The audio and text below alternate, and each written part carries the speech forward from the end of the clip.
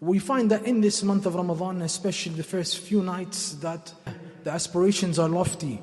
We come in with the intention of finishing the Quran. We come in with the intention of praying every night in congregation. We come in with many hopes.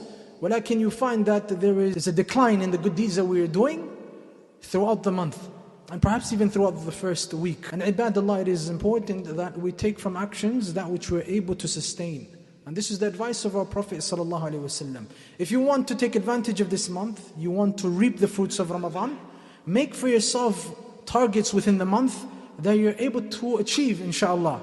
So make targets within how much Quran you want to recite, and make targets within how much sadaqah you want to give. Make targets that are attainable and that you're able to achieve. Because the Prophet ﷺ has told us the most beloved of deeds to Allah, they are the consistent deeds, even if they're minor, even if they're small in your sight.